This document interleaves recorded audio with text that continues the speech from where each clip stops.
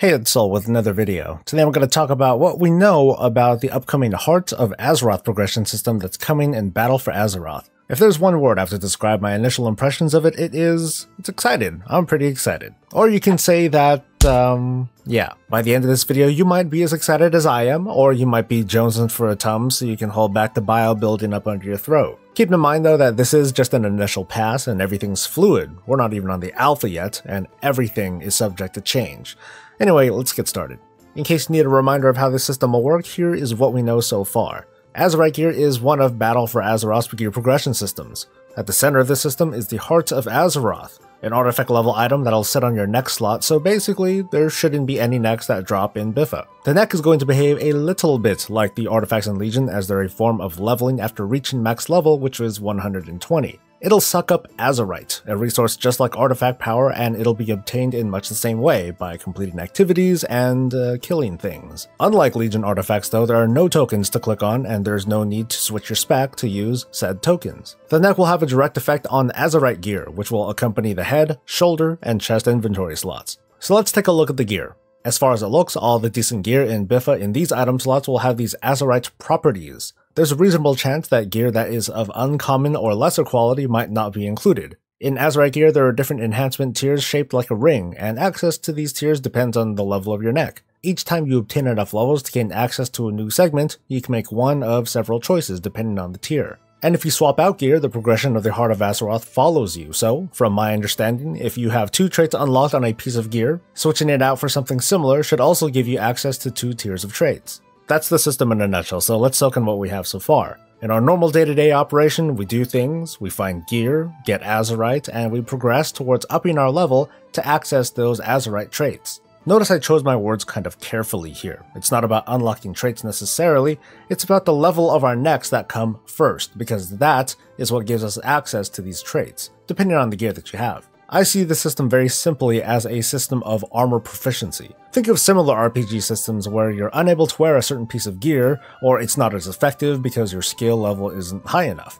And once it is, then you can wear it to its full effectiveness. This is pretty similar, just that instead of a hard requirement to wear an item, it's a soft requirement to unlock a number of enhancements. What really puts a twist in it though is that you have choices as to what these enhancements will be. This is not like the Relic and the Netherlight Crucible system in Legion where these enhancements were hidden and random. The system is going to be very transparent, where you can simply open your dungeon journal and plan your progression. This is a nice change whether you're an amateur or an expert theory crafter. It makes the system easy to identify.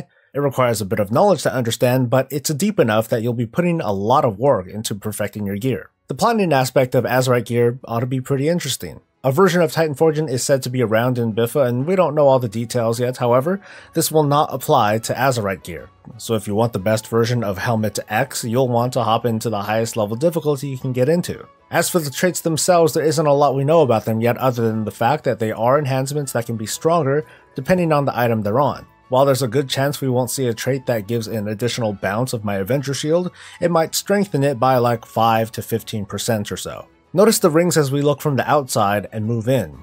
We see 4 levels, with the first having 4 choices, followed by 3, then 2, then finally, the delicious gooey center. Each piece of Azerite gear in Biffa is going to be tailored a certain way for every class and spec, which is sort of daunting and interesting at the same time. The idea here is to bring a meaningful choice with what we as players decide what to do with our gear. What's curious though is, what is at the center of these enhancement rings? It's all guesses from here, but maybe the enhancements are, I think they're probably the biggest factor when deciding our gear decisions, with the next being the possibility of stacking similar or maybe identical enhancements from all 3 pieces of Azerite gear. A recent developer Q&A indicated that Azerite gear from raids will have unique properties that won't be found from other gear sources. This is especially important because there won't be tier sets or bonuses in Biffa, which you may or may not be excited about, but this does make perfecting your Azerite gear sets all the more important. So here are a few questions I have about the system that I hope get answered soon. I already asked about what could be at the center of the enhancement rings, and my guess is that it's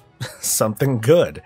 Maybe something of equivalent power to legendary gear in Legion, or it could be something more benign, like a useful utility-based enhancement. Also comes the question, can Azerite gear be respect? Can you possibly reset these traits? There's an obvious benefit for multi-spec players, but a hybrid tax of sorts is nothing new to WoW, whether it was to get Intelligence Plate for Paladins, or shuffling relics until you get the best one. The drawback if you can respec your Azerite gear would be that the system overall would feel pretty boring, at least to me. If it's assumed that you can always respec your gear for a particular encounter, then that feeling of uniqueness is diminished. I would like to see players invest heavily into their gear and stats to make some specialized heavy single target or AoE throughput set, and building this set in this sort of manner feels like it'd be a lot more fun to farm for than just to hope for max level Titan Forged gear, which, well, we'll be doing too. Are we going to need some sort of artifact knowledge again?